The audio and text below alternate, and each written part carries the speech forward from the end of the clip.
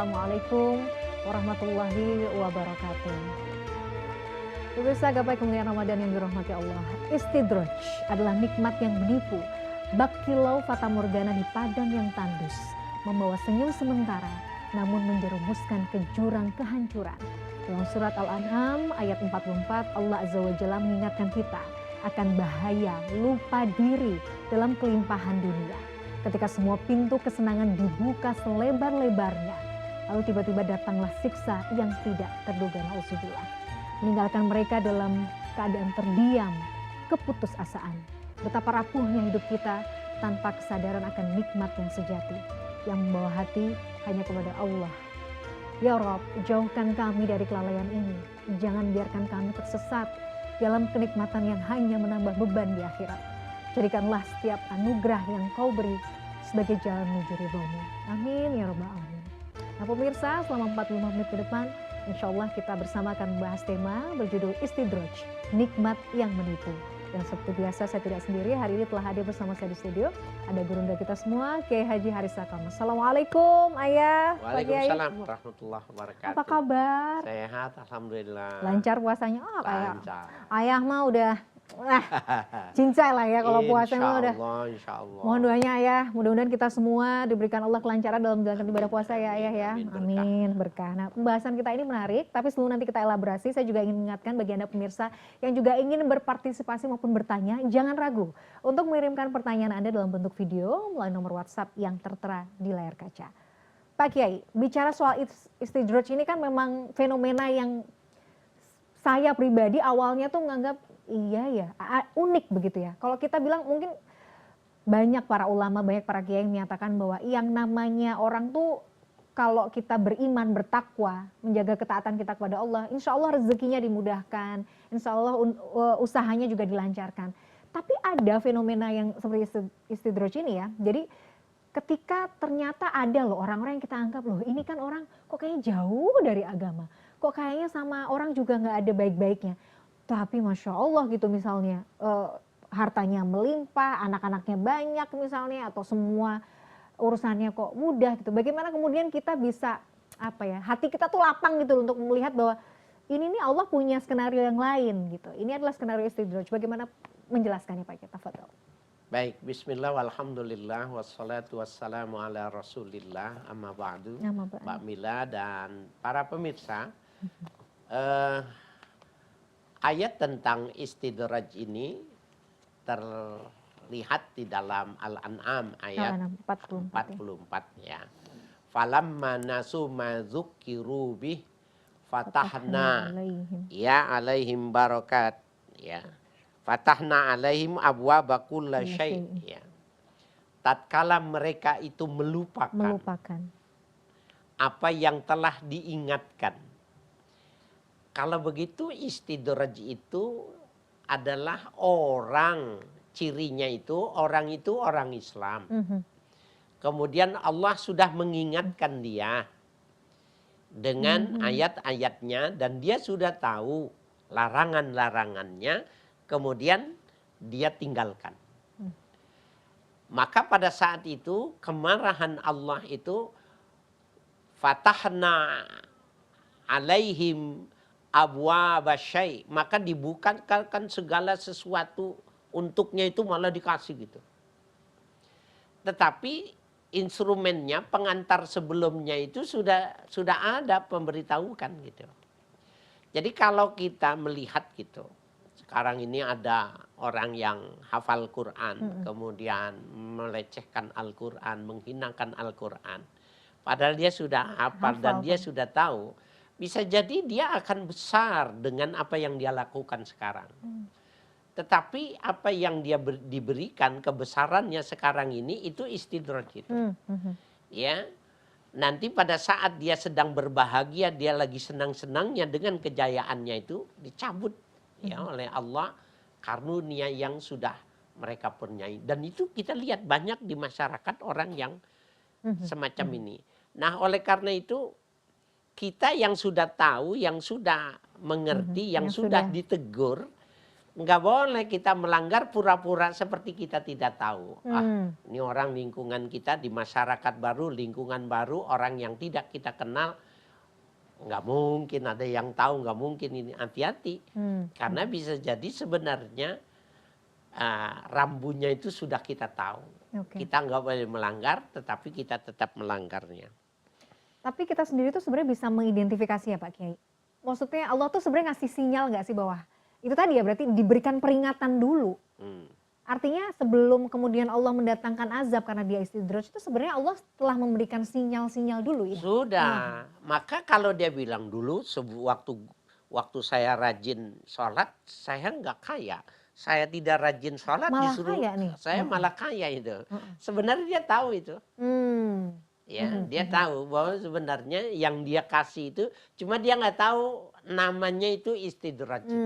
Sebenarnya dia tahu ini jangan-jangan gitu ya. Sebenarnya dia sudah mendapatkan sinyal. Ya. Nah, kita tuh mendefinisikan artinya kan sebenarnya kita udah paham nih Pak Kiai. Misalnya hari ini kita mendengarkan ya bahasan tentang istidraj. Kita juga harus hati-hati kan sebenarnya. Jangan-jangan nih ada bibit-bibit seperti itu nih ada dalam diri kita. Ininya apa kemudian? Manuvernya apa? Artinya ya Allah, astagfirullah, ini kok kayaknya semua kok tenang-tenang aja, semua urusan kok gampang-gampang aja. Padahal kayaknya sholat saya juga lagi berantakan nih, ini lagi ini nih gitu. Apa yang kemudian bisa dilakukan Pak Kiai? Ya, jangan lupa ada yang inti dalam ajaran Islam dan dilakukan oleh Nabi, bahwa Nabi itu tidak kurang beristighfar itu 70 kali. Ada satu hadis mengatakan 100 kali. Jadi dia itu menjadi sinyal ya. Manakala kita itu melakukan istighfar terus-menerus, pada saat kita mau melakukan itu yang bisa menyebabkan istidraj, kita sadar. Kita tidak akan melacurkan diri kita untuk hal-hal yang murah yang semacam itu, kelihatan besar tetapi nilainya tidak lama sepanjang kehidupan di dunia ini saja. Jadi istighfar itu dia bisa menjadi ya tali kekang ya ketika kita melihat rambu-rambu yang sudah ada di dalam alam semesta ini, pada ayat-ayat di alam semesta. Dan Allah itu kan tidak kemudian ujuk-ujuk menimpakan azab itu tadi ya Pak Kiai ya. Bahwa Allah itu selalu sebenarnya ngasih kita, ibarat kata kalau kita lagi jalan mungkin di jalan raya itu Allah tuh selalu memberikan kita kesempatan untuk putar balik sebenarnya Pak Kiai. Ya. Tapi kadang-kadang mungkin manusia kitanya saja yang kurang peka. Nggak apa-apa lah, lagian kalau nggak sholat nih masih dapat nih uang nih, masih dapat nih kerjaan, masih oke-oke aja nih. Nah itu hati-hati ya. Itu perkataan itu sudah di pinggir istidraj itu. Udah di pinggir istidraj. Jadi begitu nanti, tapi begini, berarti akan kan dia tadi mengatakan seperti itu. Kemudian nanti dia asik gitu. Asik. Jadi orang beribadah itu asik, meninggalkan ibadah itu juga asik. Nah, jadi dia seperti diulur, layangan itu seperti diulur, ya. Maka dia merasakan nggak masalah, masih ada waktu. Tuhan Maha Penyayang, gitu. Itu yang dimaksud diulur itu. Akhirnya sampai pada limit di mana ditentukan, ya itu sebagai sebuah istidraj. Apakah kemudian kalau sudah misalnya istidraj itu tidak bisa ada jalan balik Pak Kiai? Artinya sudah tidak ada putar balik atau masih ada kesempatan Pak Kiai? Bisa. Itu tadi kalau dia kan gini, kan ada istighfar dengan lidah saja, ada istighfar dengan hati. Karena dia terbiasa kesandung istighfar, kaget istighfar, melihat sesuatu istighfar, itu kebiasaan dia istighfar itu ada salah satu istighfar dia yang mengingatkan. Oke. Jadi kalau tiba-tiba kesandung langsung istighfar, astagfirullah. Nah itu. Nah, kemarin habis kesandung Mbak Kiai. Jadi langsung banyak istighfar. Ini Allah lagi sayang. Saya mengingatkan itu memang. Oh iya. Jadi itu justru sebenarnya nanti kita bahas lagi, tapi itu sebenarnya bagian dari Allah tuh sayang sebenarnya Pak Kiai. Iya, betul. Oke, jadi menarik sekali, nanti kita bahas. Kita sudah dulu ya Pak Kiai ya. Pemirsa jangan kemana-mana, Gapai Kemuliaan Ramadan masih akan kembali saat lagi. Tetaplah bersama kami.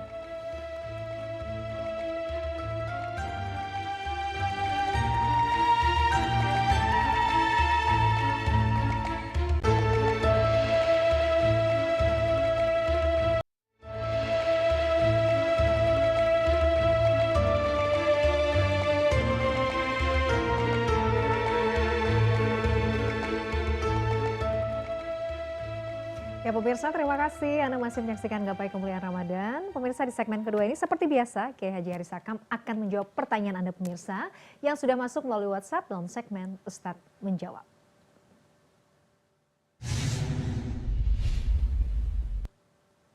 Nah Pak Kiai, pertanyaan yang sudah masuk ini datang dari Mas Samsul yang berasal dari Merauke. Masya Allah, di ujung Indonesia ya, juga sudah ikut memberikan pertanyaan. Mari kita simak bersama pertanyaannya.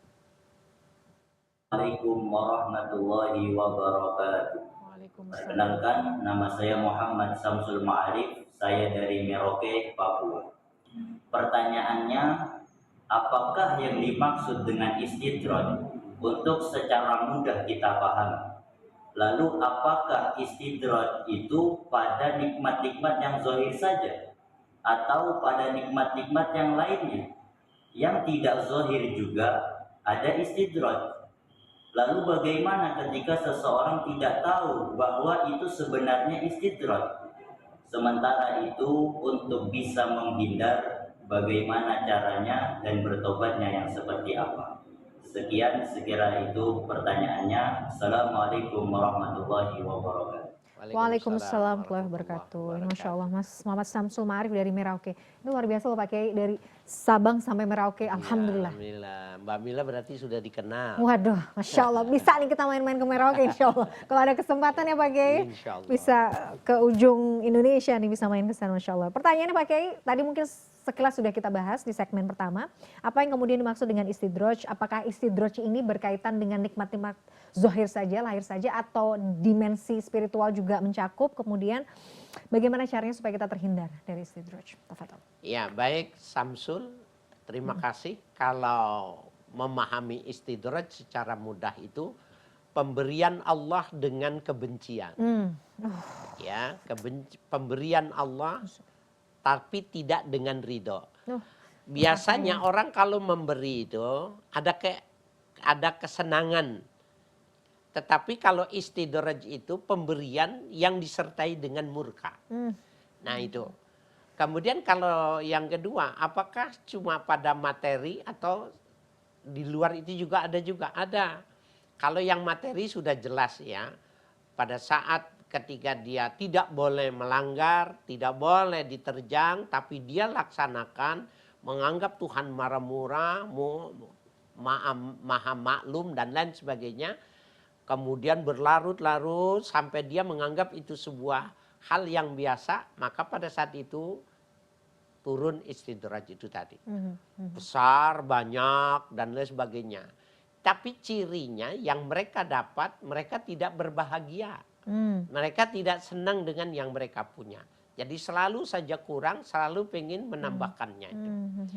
Nah, di luar yang sifatnya materi ada juga istidraj seperti keyakinan, pemahaman. Keyakinan kita itu ada rambu-rambu tauhid. Ya, ada rambu-rambu ketuhanan yang nggak boleh kita langgar. Maka pada saat kita salah memahami tentang teologi Islam, ya umpamanya salah satu yang terlarang di dalam Islam itu bahwa menggambarkan Allah itu ada sosoknya, ya walaupun banyak ya ini kan terjadi perbedaan pendapat ketika dikatakan aina ma tuwallu fathamma wajhullah, kemana saja kau hadapkan mukamu di situ ada wajah Allah. Yadullahi fauqa aidihim, tangan Allah di atas tangan mereka. Menggambarkan tentang suku dari sebuah anatomi tubuh pada Tuhan itu sesuatu yang nggak boleh. Gitu. Kemudian pada medan-medan yang tidak boleh, tidak larang, dia masuk, ya, dia memahaminya itu bukan sesuatu yang terlarang, bukan area yang tidak diperbolehkan. Bisa jadi dari perbuatannya yang menyepelekan dan lain sebagainya, dia akan justru bisa mendapatkan kebesaran sepertinya Tuhan ridho sama dia, padahal sesungguhnya enggak ya. Jadi bisa jadi kesimpulannya bisa pada hal yang sifatnya material, bisa juga yang non material. Keyakinannya. Nah kalau kemudian orangnya memang tidak terasa Pak Kiai, baik-baik saja, jadi memang tidak merasa itu istidraj. Dan memang dia tidak akan tahu. Merasa, ya? Dia tidak tahu istidraj itu asyik. Jadi kita pernah Sampai bahas kemudian, ya, orang kalau berbohong Iya. dan bohongnya itu sudah terlalu lama, maka dia menganggap itu sebuah kebenaran. Istidraj itu Pun seperti jadi itu. dunia. Kalau sudah terlalu lama, dia nggak tahu kalau istidraj. Dia anggap itu karunia Tuhan. Tetapi itu tadi ya bahasan kita Mbak Mila, kalau orang sudah segala sesuatunya itu dia istighfar, dia bahasa kita itu segala sesuatu itu melafazkan istighfar, bisa jadi nanti ada istighfar tertentu yang menyadarkan dia. Bisa jadi karena dia istighfar, atau dia melihat sesuatu, atau memang ada orang yang sayang sama dia kemudian dia mengoreksi. Nanti Tuhan yang memberikan cara. Sebab istidraj itu kalau istilah Mbak Mila, apakah orang yang sudah di tengah jalan bisa pulang, memutar kembali? balik gitu. Bisa. Bisa ya. Bisa. Itu Dan maha dia kasihnya masih Allah. tetap saja diterima taubatnya. Masya Allah. Malam yughargir. Ya. Jadi istighfar, perbanyak istighfar itu juga sebagai salah satu cara putar balik lagi ya, kembali Iya. ke Allah lagi ya Pak Kiai ya. Betul. Oke. Nah Pak Kiai, berarti kita tuh sebenarnya tidak perlu iri ya, kadang-kadang kan orang, kok ada sih si fulan atau si fulanah, kayaknya ya nggak pernah ngaji, kayaknya nggak pernah ini, tapi kok hartanya nggak kurang-kurang ya rasa-rasanya gitu. Iya. Jadi sebenarnya kita tuh tidak perlu iri dengan hal-hal semacam itu, hal-hal semacam material gitu. Bahkan mesti merasa takut. Penting. Ya, bahkan kita mesti merasa takut, ya Allah, mudah-mudahan sahabat saya ini tidak termasuk istidraj. Saya jadi takut, tapi gimana saya mengingatkannya, saya menyadarkannya. Justru Harus. jangan iri, justru kita mesti takut. Astagfirullahaladzim, mudah-mudahan bukan ya Allah, mudah-mudahan bukan. Jadi kita doakan dia seperti itu. Kalau iri jadi tambah dua kali. Tambah dua kali ya. Tapi sebenarnya kita juga, kalau kita rasa-rasanya sudah bisa mengidentifikasi, bisa jadi saudara kita nih, sahabat kita kok kayaknya arahnya ke sana ya, karena kita ngeliat kok makin jauh nih dari ini. Kita bisa mengingatkan secara langsung sebenarnya Pak Kiai ya? Bisa. Tapi diajarkan ya, kalau adabnya. kita mau menegur orang harus dengan cinta. Jadi hikmah. kita mesti dekat dulu, ada cinta di antara kita, orang baru bisa dirubah. Kalau tidak seperti itu, maka itu yang menyebabkan orang jauh dari kita. Ya. Dan mendoakan itu tadi, the power of doa itu ya, yang luar biasa. Jadi sebenarnya istidraj itu juga ada derajatnya nggak sih Pak Kiai? Ada derajat-derajatnya semakin juga. lama semakin karatan. Dia seperti dosa. Nauzubillah. Semakin lama semakin karatan dan semakin sulit dia kembali. Ya, itu mengapa biasakan istighfar, jangan ditinggal. Saya ingin mengatakan untuk semua hal itu istighfar saja, dia memelihara bentengnya itu, karena dia sinyalnya kuat istighfar. Sinyalnya kuat. Oke.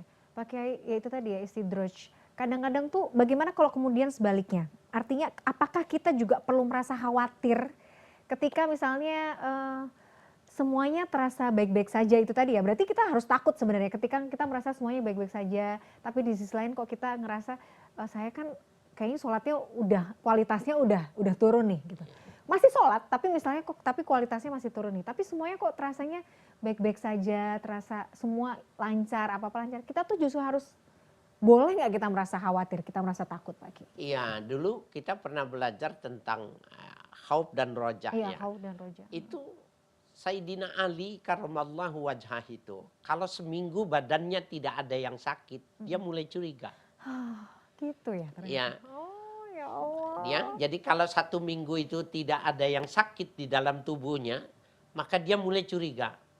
Jangan-jangan Tuhan sedang tidak suka dia. Ahani Allah. Jangan-jangan Allah sedang menghinakan dirinya. Jadi kalau kita baik-baik saja, kita mesti curiga gitu.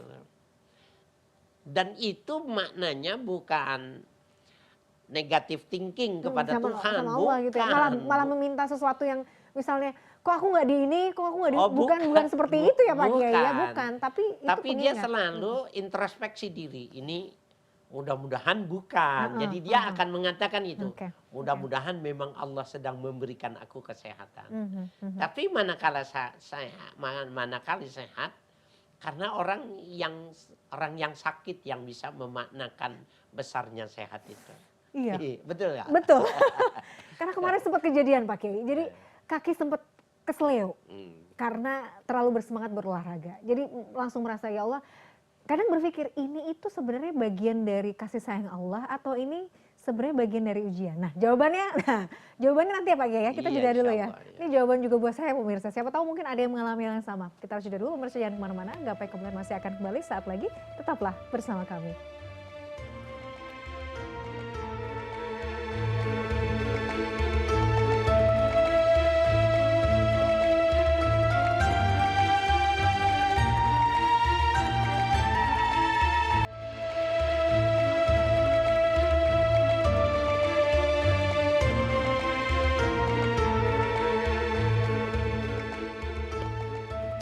Pemirsa, terima kasih Anda masih menyaksikan Gapai Kemuliaan Ramadan. Pak Kiai, kita lanjutkan pembahasan kita soal istidraj ini.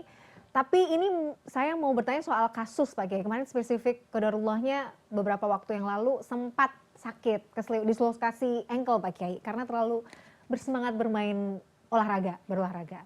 Saya sempat, ya Allah ini kan pasti namanya manusia, ini kenapa ya Allah gitu. Saya salah apa ya Allah? Tapi dalam ini ujian atau ini bentuk kasih sayang Allah atau seperti apa? Kadang kita tuh masih bingung menyikapi bentuk apa ya ujian yang Allah berikan. Nah, bagaimana seharusnya kita bersikap dalam kondisi seperti itu Pak Kiai? Ya, para pemirsa dimanapun Anda berada, jadi berbeda manusia ketika dia berbagi cinta, berbagi kasih dengan sesama, dengan dibandingkan dengan Allah ketika berbagi dan menambahkan kasih sayangnya. Orang yang terkena musibah itu sebenarnya itu bagian dari sebuah pemberian. Dan itu bisa jadi sudah masuk dalam doa yang dia memintanya.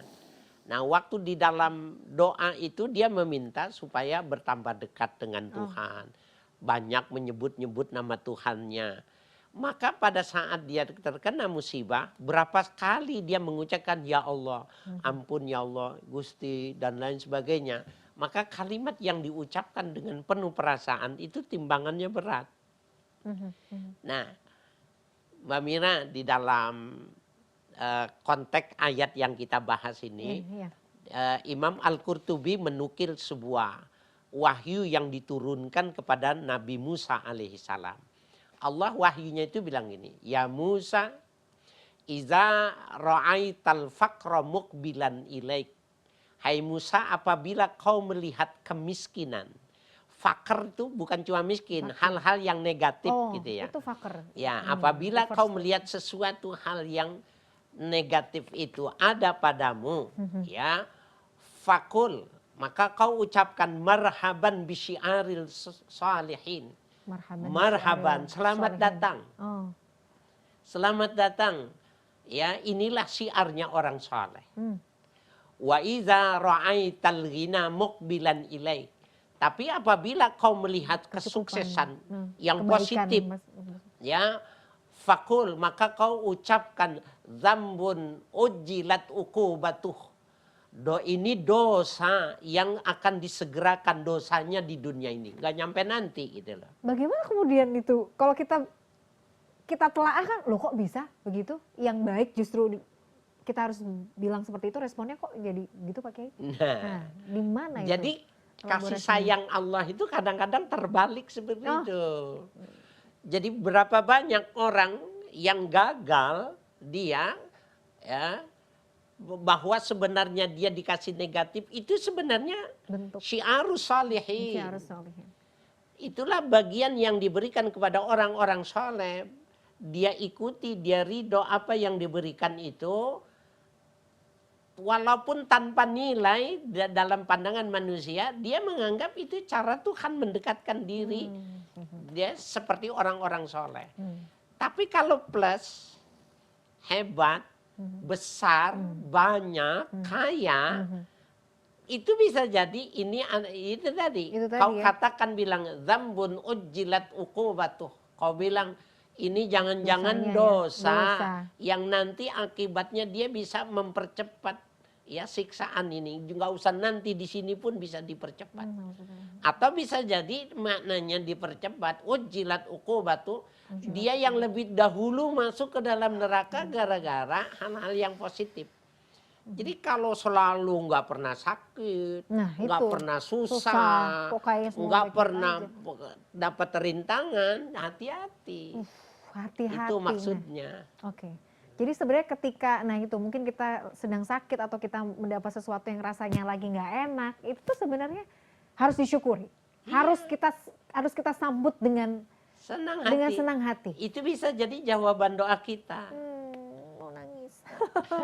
Jadi Nggak, waktu itu kan kamu umpamanya Mbak bilang ini, Allahumma inni ala dzikrika wa syukrika wa husni ibadatik. Ya Allah, tolonglah aku untuk bisa bersyukur atas karunamu, untuk bisa menyebut-nyebut nama Tuhanmu. Doanya diterima. Dengan sakit itu maka dia serut mengatakan, ampun ya Allah, astagfirullah gitu. Nah, Saya itu jadi mahal. ingat sakitnya Pak Kiai. Waktu itu ya itu bahkan dari hal jatuh saat berolahraga dan itu terasa sekali ketika Allah, maksudnya ternyata nikmat sehat itu luar biasa ya. Tapi begitu diberi sakit tuh ya Allah, ini bentuk oh Allah sayang gitu. Jadi cara meresponnya harus seperti itu ya Pak Kiai. Iya, betul. Untuk lulus. Lulus. Ya karena ikut ngajinya kayak harus kayaknya.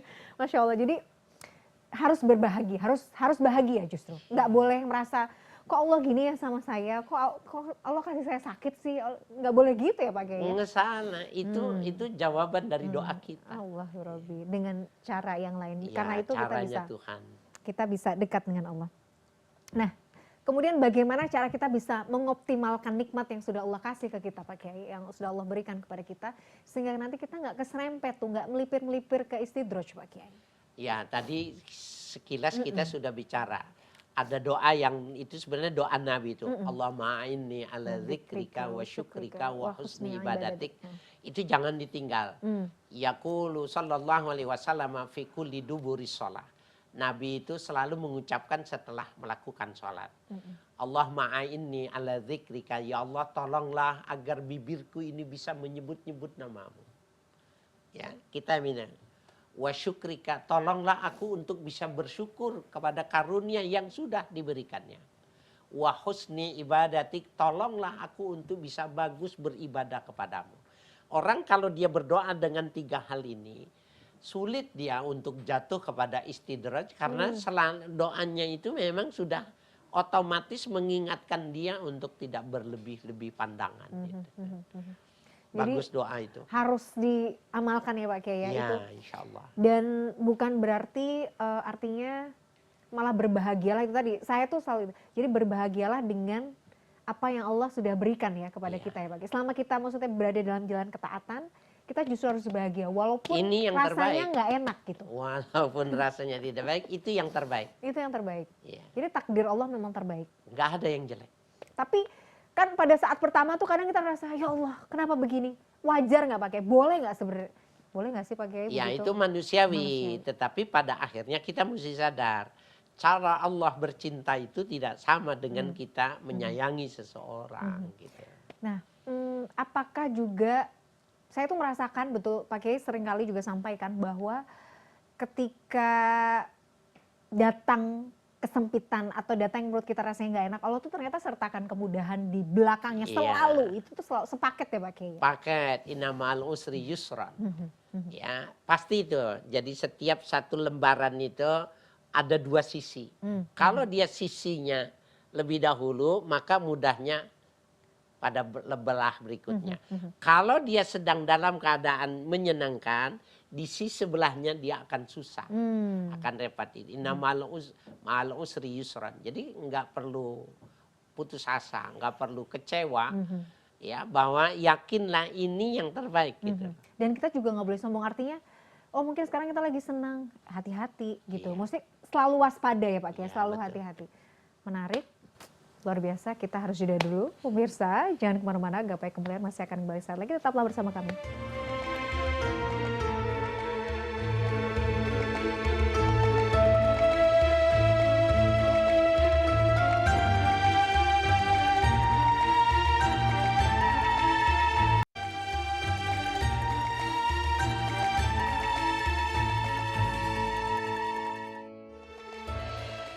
Pemirsa, terima kasih Anda masih menyaksikan Gapai Kemuliaan Ramadan. Kita akan lanjutkan bahasan kita soal istidraj. Jadi sebenarnya Pak Kiai bicara soal pembahasan kita sebelumnya bahwa sebenarnya dalam kondisi apapun, dalam kondisi sulit atau dalam kondisi senang, selalu akan bergantian kan.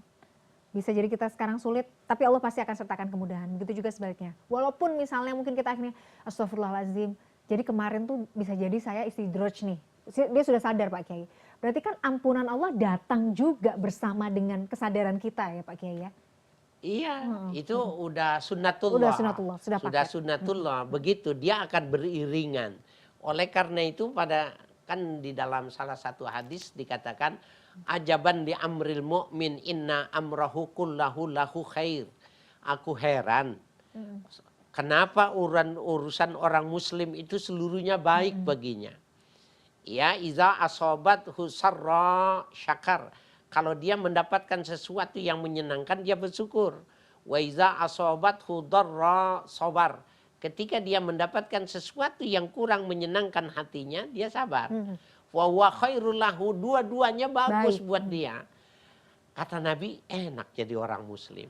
Enggak ada yang merugikan, semuanya menguntungkan. Itu yang dimaksud itu. Jadi iya ya, jadi kalau kita dapat ujian, kita dapat musibah, ya sabarnya ditambahin, dapat pahala. Iya. Kalau kita dapat sesuatu yang menenangkan hati, syukurnya juga harus tambah, pahala lagi.